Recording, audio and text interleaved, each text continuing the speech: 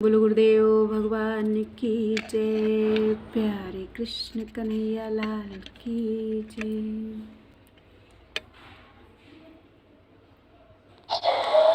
श्री वेदांत दर्शन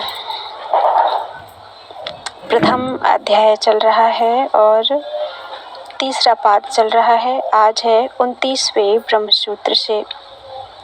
अतएव च नित्यत्वम्। अतएव मीन्स इसी से, नित्यत्व मीन्स वेद की नित्यता, चा मीन्स भी सिद्ध होती है। व्याख्या। सृष्टिकर्ता परमेश्वर वैदिक शब्दों के अनुसार ही समस्त जगत की रचना करते हैं, यह कहा गया है। इससे वेदों की नित्यता स्वतः सिद्ध हो जाती है, क्योंकि प्रत्येक कल्प में परमेश्वर द्वारा वेदों की भी नई रचना की जाती है। यह बात कहीं नहीं कही गई है। संबंध। प्रत्येक कल्प में देवताओं के नाम रूप बदल जाने के कारण वेदोक्त शब्दों की नित्यता में विरोध कैसे नहीं आएगा, इस जिज्ञासा पर कहते हैं समान नाम रूपत्वाच्चा वृतावप्य विरोधो दर्शनात् स्मृतेश्चा। 30वां ब्रह्मसूत्र।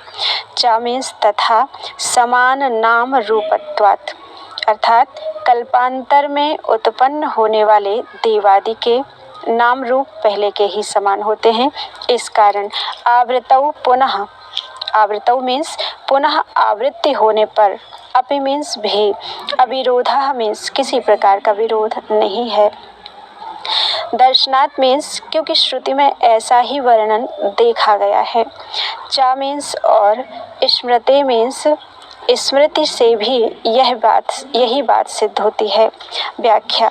वेदों में यह कहा गया है कि सूर्य चांद्रमसौ धाता यथा पूर्वम कल्पयत, अर्थात जगत सृष्टा परमेश्वर ने सूर्य चंद्रमा आदि सबको पहले की भांति बनाया।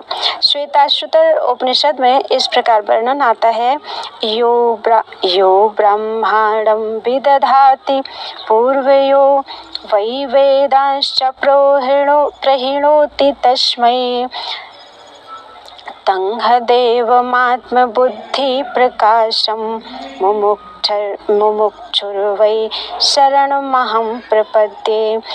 जो परमेश्वर निश्चय ही सृष्टिकाल से सबसे पहले ब्रह्मा को उत्पन्न करता है और उन्हें समस्त वेदों का उपदेश देता है, उस आत्मज्ञान विषयक बुद्धि को प्रकट करने वाले प्रसिद्ध देव परमेश्वर की मैं मुमुक्षु भाव से शरण ग्रहण करता हूँ।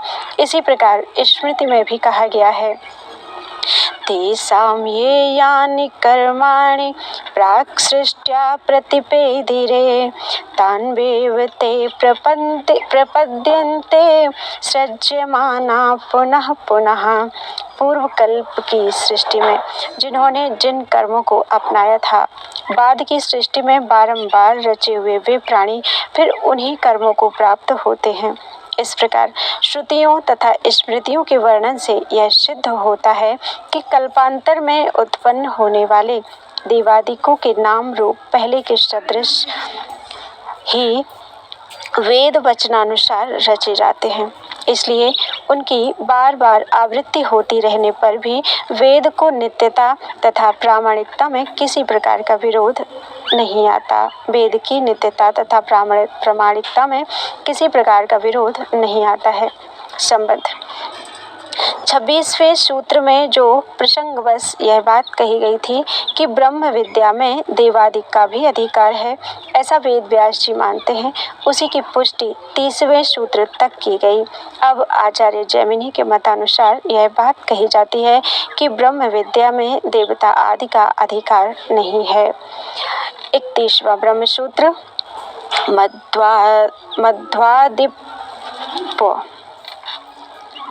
संभवाद अनधिकारम जैमिनि।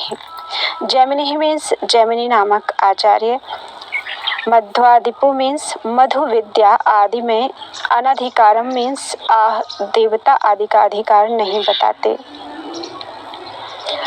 असंभवात मीन्स क्योंकि यह संभव नहीं है।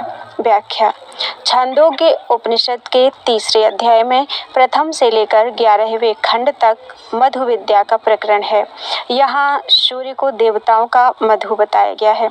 मनुष्यों के लिए साधन द्वारा प्राप्त होने वाली वस्तु देवताओं को स्वतः प्राप्त है। इस कारण देवताओं के लिए मधु विद्या अनावश्यक है, अतः उस विद्या में उनका अधिकार मानना संभव नहीं है। इसी प्रकार स्वर्गादि देवलोक के भोगों की प्राप्ति के लिए जो वेदों में यज्ञादि के द्वारा देवताओं की सकाम उपासना का वर्णन है, उसका अनुष्ठान भी देवताओं के लिए अनावश्यक होने के कारण उनके द्वारा किया जाना संभव नहीं है, अतएव उसमें भी उनका अधिकार नहीं है।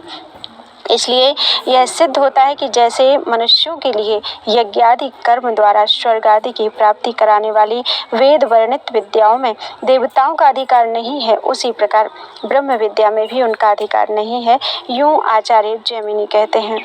संबंध: इसी बात को पुष्ट करने के लिए आचार्य जैमिनी दूसरी युक्ति देते हैं।